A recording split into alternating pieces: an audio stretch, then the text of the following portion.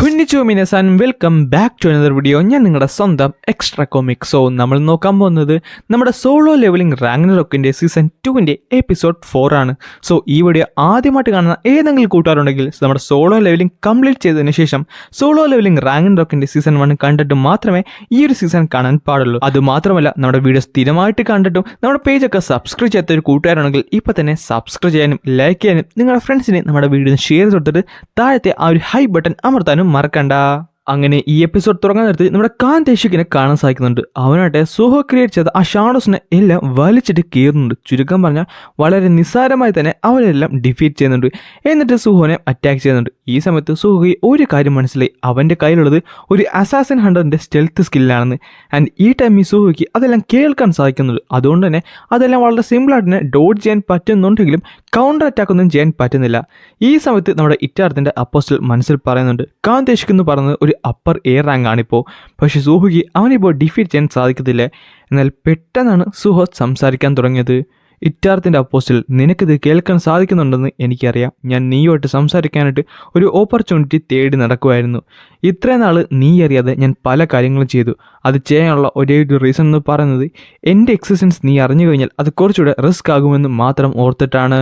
എന്നാൽ റീസെൻ്റ്ലിയാണ് എനിക്ക് ഇങ്ങനൊരു ചിന്ത കയറി വന്നത്. ലൈക്ക് ഒരു ഇൻവേർട്ടർ ഔട്ടർ യൂണിവേഴ്സിലുള്ള ഒരാൾ ഇപ്പോൾ ഇവിടെ വന്നിട്ട് ഹിഡൻ ആയിട്ട് നിൽക്കുന്നു. എന്നിട്ട് സ്റ്റാർഡസ്റ്റ് യൂസ് ചെയ്ത് ബാക്കിയുള്ളവരെ ബ്രെയിൻ വാഷ് ചെയ്ത് അവനെ യൂസ് ചെയ്യുന്നു, അവരെ എക്സ്പോസ് ചെയ്യുന്നു. എന്നാൽ ഇറ്റാർത്തിൻ്റെ അപ്പോസ്റ്റൽ പുറത്തേക്ക് വരുന്നതുമില്ല.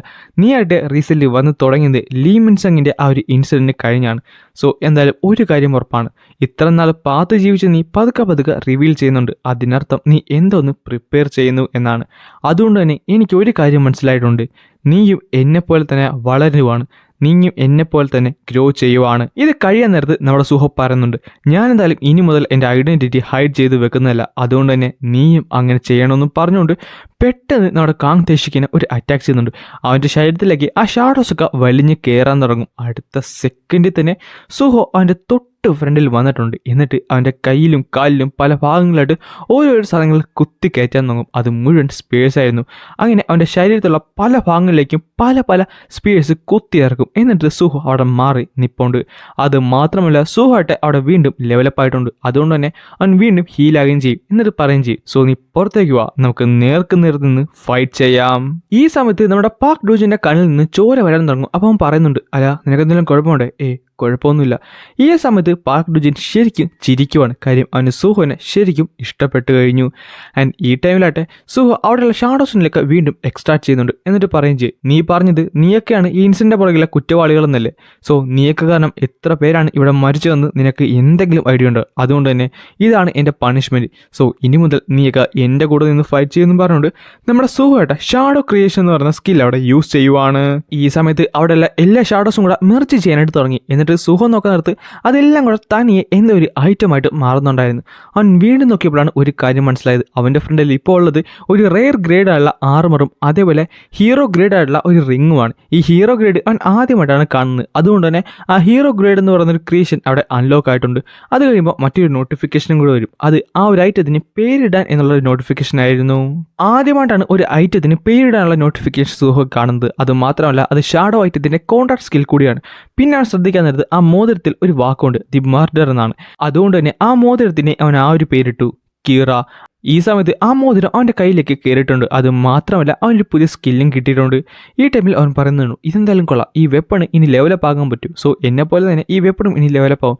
അതുകൊണ്ട് തന്നെ കൂടുതൽ ഹീറോ ഗ്രേഡ് കിട്ടിക്കഴിഞ്ഞാൽ എനിക്ക് പെട്ടെന്ന് തന്നെ സ്ട്രോങ്ങർ ആകാൻ പറ്റും. അതുകൊണ്ട് തന്നെ ഈ ഒരു എബിലിറ്റി കൊണ്ട് എനിക്ക് അച്ഛൻ്റെ അടുത്തേക്ക് വേണമെന്നുണ്ടെങ്കിൽ പെട്ടെന്ന് എത്താൻ സാധിക്കും. അത് കഴിയുമ്പോൾ നമുക്കൊരു കൈ കാണാൻ സാധിക്കും. പിന്നെ കാണിക്കുന്നത് സുഹോൻ്റെ ഓരോ സോൾജേഴ്സും അവിടെ മരിച്ചു വീഴുന്നതാണ്. സുഹോട്ടെ ഞെട്ടിത്തെറിച്ചു പോയി. കാര്യം അവൻ പേടിക്കുന്ന രീതിയിലാണ് എല്ലാ സോൾജേഴ്സും മരിച്ചുകൊണ്ടിരുന്നത്. ഈ ടൈമിൽ ബെർ ചോദിക്കുന്നുണ്ട്, യങ് മൊണാർച്ച് എന്തെങ്കിലും പ്രശ്നമുണ്ടോ? എൻ്റെ ഷാഡോ സോൾജേഴ്സിനെ ആരോ വളരെ പെട്ടെന്ന് തന്നെ ഡിഫീറ്റ് ചെയ്യുന്നുണ്ട്. ആൻഡ് അത് മാത്രമല്ല അത് ഇങ്ങോട്ട് വരുന്നുണ്ടെന്ന് പറയുന്നത് പെട്ടെന്ന് അവിടെ ഒരു എക്സ്പ്ലോഷൻ സംഭവിച്ചിട്ടുണ്ട്. സുഹം ബെറും നോക്കാൻ നേരത്ത് പെട്ടെന്നായിരുന്നു ഒരുത്തൻ അവിടേക്ക് കയറി വന്ന് വീണത്. അത് മറ്റാരല്ല നമ്മുടെ ബേക്യു ആയിരുന്നു. ഈ സമയത്ത് അവൻ പറയുന്നുണ്ട്, ഞാൻ ഒരു കറുത്ത കളറിലെ ഒരു പ്രകാശം കണ്ടുകൊണ്ടാണ് ഇവിടേക്ക് വന്നത്. ഇവിടെ എന്താണ് ഒരു ഹണ്ടർ, നീ ആരാണ്? ഈ സമയത്ത് നമ്മുടെ സുഹോ ആലോചിക്കുന്നുണ്ട്, ഇതെന്താണ് ഒരു മോൺസ്റ്റർ ആണോ? അപ്പോൾ അവൻ പറയുകയും ചെയ്യും, നീ എന്തായാലും പേടിക്കണ്ട, ഞാനൊരു മോൺസ്റ്റർ ഒന്നുമല്ല, ഞാൻ ബേക്ക് യൂൻഹു ആണ്, വൈറ്റ് ടൈഗർ ഗില്ലിലെ ഗിൽഡ് മാസ്റ്ററാണ്. സോ ഇവരാണല്ലേ വൈറ്റ് ടൈഗർ ഗില്ലിലെ ഗിൽഡ് മാസ്റ്റർ? അല്ല ഇവനുള്ളത് ഒരു റെയർ ആയിട്ടുള്ള എബിലിറ്റിയാണ് ട്രാൻസ്ഫോർമേഷൻ. ഈ സമയത്ത് അവന്, അതായത് നമ്മുടെ ബേക്കിന് സുഹുവിനെ മണം പിടിക്കത്തില്ല. അവൻ പറയുന്നുണ്ട്, നീ രക്തത്തിൻ്റെ മണമാണല്ലോ, നീ ശരിക്കും ആരാണ്?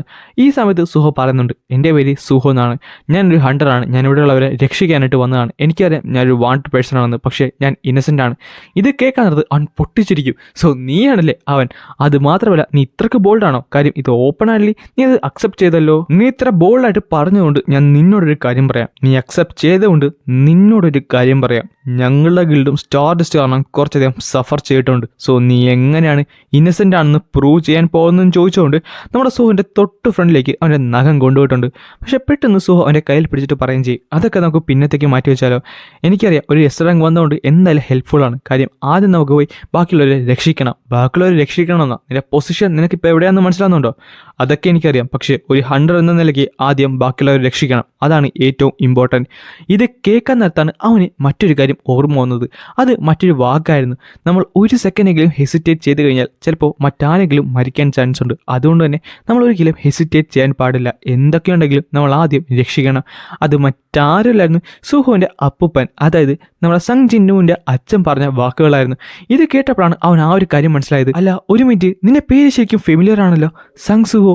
നീ ഞങ്ങളുടെ ക്യാപ്റ്റൻ്റെ ഗ്രാൻഡ് സൺ അല്ലേ എന്ന് പറഞ്ഞുകൊണ്ട് പെട്ടെന്ന് സുഹുവിനെ അവനടുത്ത് പൊക്കുന്നുണ്ട്. എന്നിട്ട് അവൻ പറയുന്നുണ്ട്, സോ നീ ശരിക്കും ഞങ്ങളുടെ ക്യാപ്റ്റൻ്റെ ഗ്രാൻഡ് സൺ ആണെന്ന് പറഞ്ഞുകൊണ്ട് സുഹുവിനെ പൊക്കി എടുത്തുകൊണ്ടാണ് ഈ ഒരു ചാപ്റ്റർ ഇവിടെ അവസാനിക്കുന്നത്. ഗൈസ്, അടുത്ത ചാപ്റ്റർ ഇറങ്ങാനടുത്ത് ഞാൻ അപ്പം തന്നെ എക്സ്പ്ലെയിൻ ചെയ്യുന്നതായിരിക്കും. സോ മിസ്സാക്കാതിരിക്കാൻ വേണ്ടി നമ്മുടെ പേജ് ഇപ്പം തന്നെ ഒന്ന് സബ്സ്ക്രൈബ് ചെയ്ത് വെക്കാൻ മറക്കണ്ട.